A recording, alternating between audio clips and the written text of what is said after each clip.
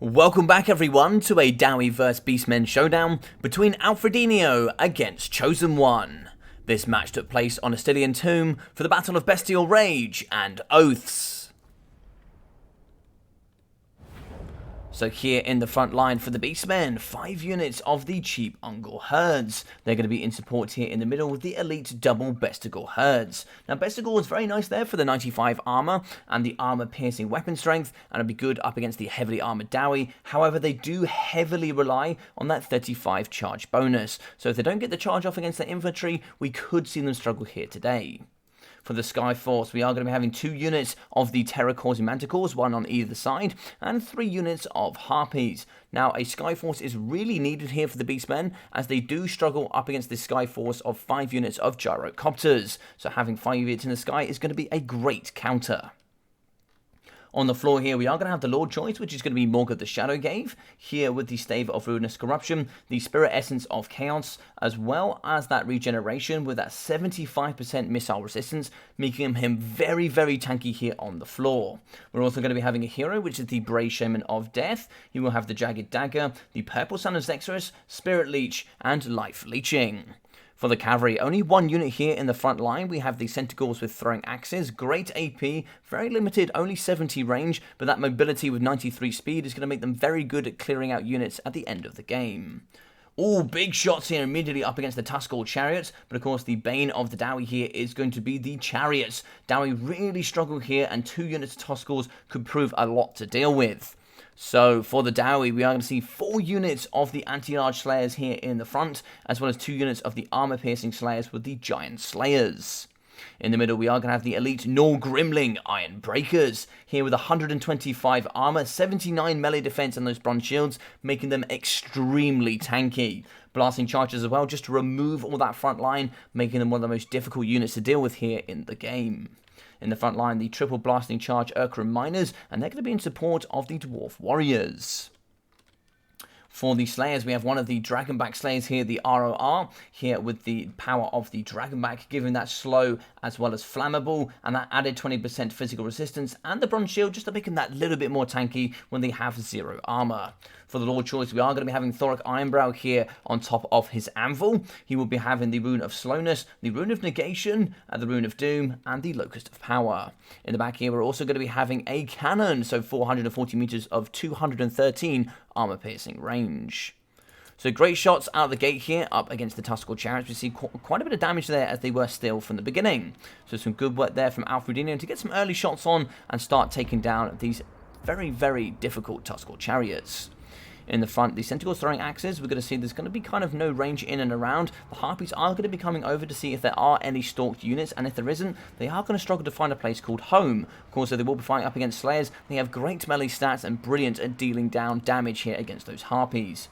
Moving in the flanks are going to be the Manticores and the Harpies. It looks like they're just going to be scouting around the back here to see if there's any Rangers, Bunkman Rangers, or any of those regenerating units. Big cannons here in the front, they're going to be firing up against the Centaur throwing axes. And throwing axes are going to come back here with a bit of damage up against the Slayers. But I think cost efficiency wise, it's going to be a little bit better here for the Dowie. In the front, something I really want to see, I want to see the Giant Slayers fighting up against the Bestigor herds. We don't really have anything else here with mass armor piercing apart from Thoric Ironbrow, but of course he will go down heavily here to the Bestigor units. So if we can get the Giant Slayers here up against the double Bestigor herd units, that would be some pretty good trades there for the Dowie. The Slayers should be able to clean out everything else, anything from the Harpies, anything to the Ferromanticores, or even the Lord Choices and the Heroes. Blasting charges in the front, doing a bucket load of damage here up against the Ungor herds in the middle. So much damage, they're going to go under half health for 1 volley. So some great work here out of the gate as they're going to be fighting here. Probably not even doing a single scratch up against these Nor Grimling Iron Breakers. Going to be charging as well in with the Brave Shaman and Morga, trying to see if they can get a little bit more elite damage here in the middle. Giant Slayers are going to be running and charging straight into the Bestigors. Great axes firing straight at each other. And it looks like here the Rune of Doom going down, plus 24 melee attack, and the Rune of Negation really going to help them. Now we are going to get the charge here from the Bestigors. That 35 charge bonus is going to change up against the 30 charge bonus from the Giant Slayers. Slayers in the back also fighting up against Ungor herds. It's going to be frontline up against frontline, and Slayers here have some great melee stats. So we are going to get some recharges coming in for the Manticores and the Harpies, and a Purple Sun and Sexorus going through up against the Norgrimling Iron Breakers. As we can see in the middle, Morgan the Shadowgave also imbuing that poison, reducing all the stats and the speed stats, making it very nice here, and just kind of bringing them back down to normal for the Iron Breakers. Cycle charges in the back here from the Tuskors, really trying to delete all the Slayers when they're not looking, and so we are going to get the first summon of the Chaos Spawn here in the front. It looks like here we are going to be winning with Ungol Herds. We are going to push in. They don't have great melee stats, but of course when they do hit, there's no armor here for the Slayers, so they should do some pretty good work in the back. It looks like the Okramires have had a bit of a difficult time of it. We can see still 3 blasting charges there in their pocket as they're fighting up against the Ungol Herds. Cannon's going pretty well so far. Looks like 23 kills. Still 3 models left on. And they're going to be shooting here, it looks like, into the Centaur throwing axes. Only 22 models left. And of course, it's going to be pretty difficult to take out these cannons when the Dragonbacks are waiting for any foes to come in range. Looks like we are going to be cycle charging with the Tuskors. Looks like 3 models down to half health, and the other still with 3 there at 3/4. Going to be chasing there with the Slayers. And in the front line, going to be pretty weak here is going to be the Brave Shaman. Of course, if he is close to Thoric, that Locust of Power will be doing damage to him over time. As we can see here, Slayer's coming back to the pocket. We don't really want to expand too much here for the Dowie. Of course, mobility is going to be on the side and favoured here for the Beastmen. Good cycle charging in the front, deleting the Okramines before a single blasting charge is thrown off. Harpies here in the middle, so they are still going to be targeting up against the cannon. It looks like here it is going to be a Hail Mary to try and see if we can break the cannon crews, but unfortunately that's not going to quite be the case. Throwing axe is still going, so we are going to run out of ammunition here for ChosenOne, but still fighting in the middle. It looks like we do have Slayers up against Bestigors. Now, Slayers do struggle with AP, so of course they're going to do pretty poorly up against the Bestigor herds. In the middle, it looks like we do actually have Thoric Ironbrow fighting up against Morga, and double here of the Manticores. One is going to be rampaging, but some great armor-piercing stats here from Thoric should allow him to thump pretty hard up against the Manticore. Moving in as well, in with the double Ungol Herds. We do have some Harpies flying over the sky as well. And in the middle, we are going to be having the Brave Shaman. He's going to be pretty low though, 1,000 health for him. It looks like here we are going to be getting an item, a Rune of Negation going down here on Thoric, just to give him that added tank. He already has 25% physical resistance, but 40% damage resistance is going to make him very hard to damage indeed. In the middle, good cycle charging there coming out of the Tuskors, really giving it into the backside there of the Norgrimlings. As we can see in the front, the Harpies doing a great job at shutting down these cannons.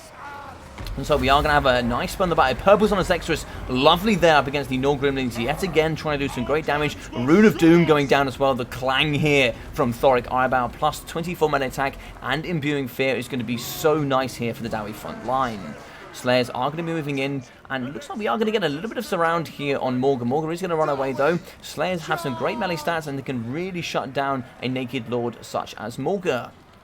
In the middle, Bestigor is still going strong, so we are going to get some help here from the Fairy Manticore. We are actually going to be breaking here some of the Dowie front line, so that it looks like we are going to be losing the Dwarf Warriors. But in the sky, we are still going to be going strong. Harpies around, as well as some of those Manticores, but unfortunately the front line infantry is going to be struggling.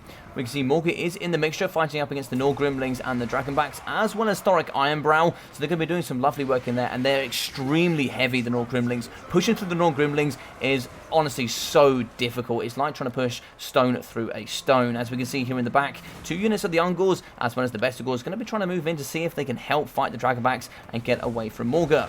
Moving back in with the Norgrimlings, of course they have that great melee defense stat, so they're not going to be too bothered here fighting up against Bestigors.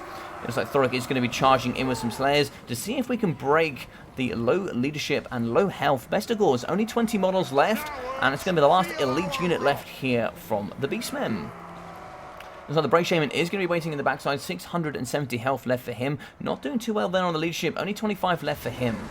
Bestigors are going to be wavering, so are the Gore Herds. Recharge coming in from the Fairy Manticore. There's some really nice mobility work here coming in from ChosenOne. And so we are going to get another Purple Sun here in the middle, trying to see if we can delete the remainder of the Slayer units. Unfortunately, that is going to be breaking the Brave Shaman, going down to 298 health, negative 31 leadership. Very nice there is going to be the Locust of Power from the Dowie.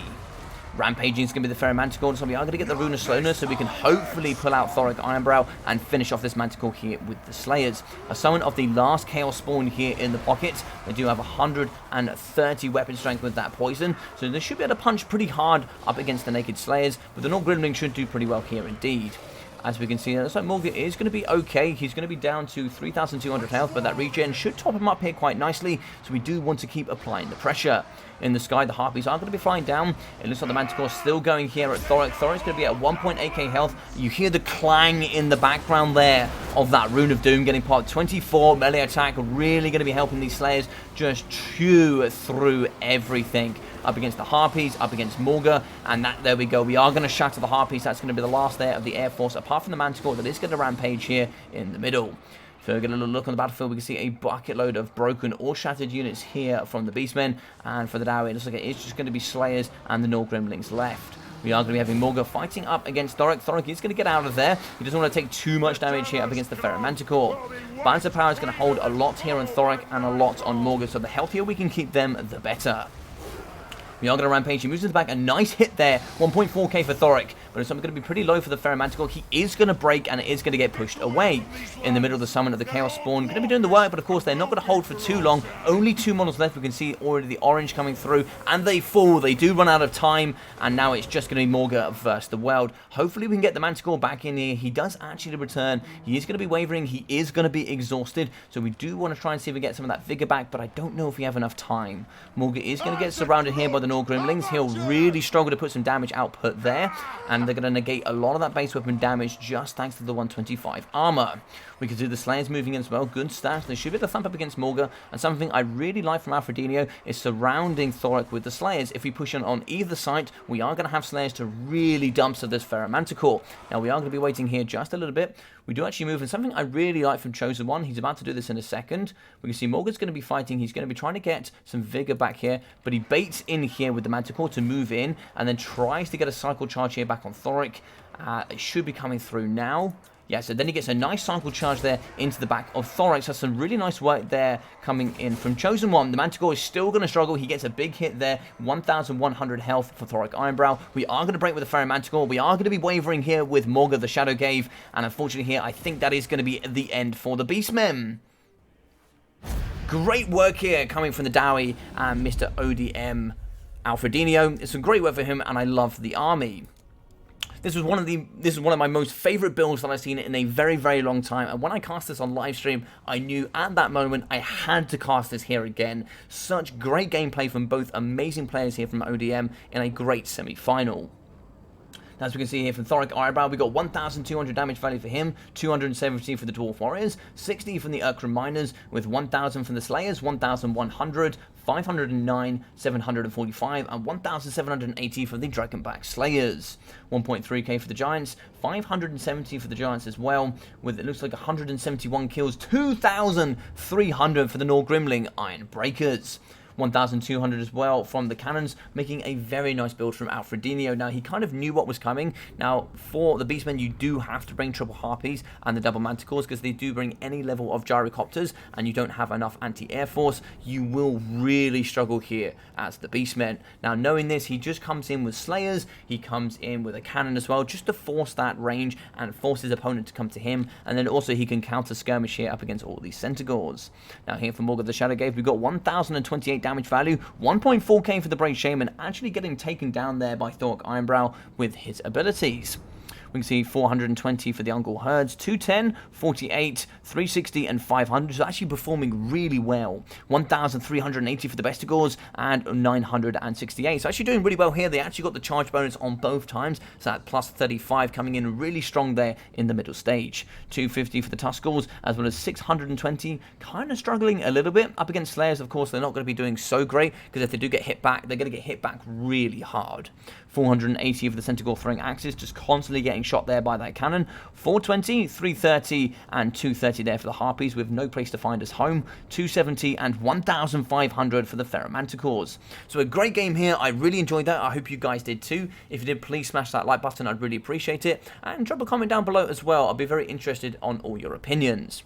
If you are new here, I'd also appreciate a subscription. And also, if you are new here, go down into that description and check out all my other social media platforms. And most importantly, that Discord. You can join there and get and see all of my single player and multiplayer content, as well as also join all my leagues and tournaments. Other than that, I've been your boy Logic. Take care of yourself during these times, and I'll see you all very, very soon. Take care.